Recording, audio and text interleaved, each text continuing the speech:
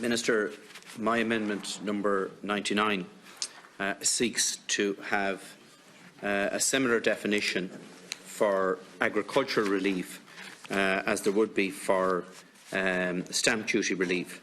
So, bizarrely, we have a different definition in terms of stamp duty, where in order to avail of the enhanced relief, you have to be a young trained farmer.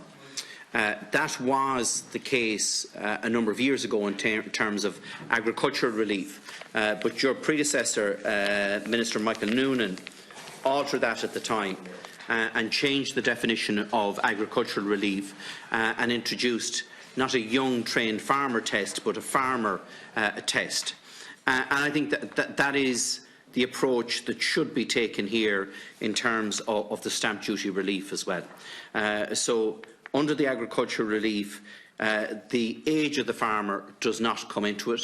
If they're trained, they qualify under the agricultural relief, and that should be the same in terms of stamp duty. Like, the reality is that many young farmers coming into the business at the moment are leasing land, and we discussed this earlier, how it is now the main avenue that is being used to release land in this country is through long-term leases. And a lot of young farmers coming into the business are coming in through that mechanism, entering into a long-term lease with a retiring farmer. And then when they do get the land into their name down the road, because of an arbitrary age that is there from a historic system that was in place a number of years ago, they are debarred from getting the enhanced relief.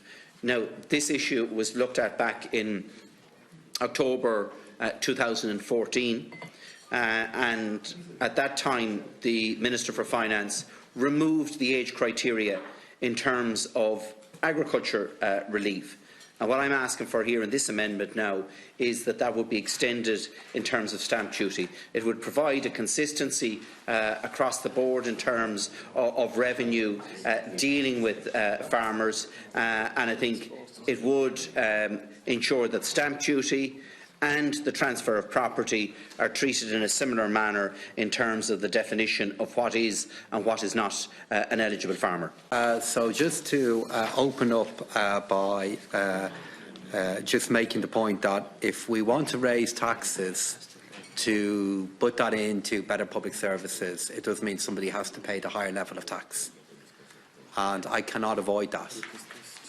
And if we're not willing to make the argument for somebody somewhere paying more tax to in turn put that money into either improving public services or dealing with economic risks such as Deputy Doherty mentioned earlier on, it's very difficult to make any kind of changes at all. So in any decision you make that increases the tax, it means that somebody else pays that higher level of tax. That being said, just to read into the committee record the reliefs that are currently in place. And they are in place, and in many cases have been developed by me because of the recognition that I have of the pressures that in particular small farmers are under, and the contribution that farming makes to our economy and our society. They are as follows: the stamp duty consanguinity relief for non-residential farmers. This is available to the farming community. The stamp duty exemption for certain family transfers. This is all about to make sure that we have exemptions and reliefs in place for the certain transfers of farmland from child to parent. Stamp duty exemption on single farm payment entitlements. This again is in place to recognise the value of certain transactions that take place. And the stamp duty relief for farm consolidations. That's a relief that is there in particular to recognise the fact that there are values in those transactions that are allowing smaller farmers to pull together different plots of land. Overall at the moment, the agricultural and farming sector in Ireland receives €800 million of tax relief.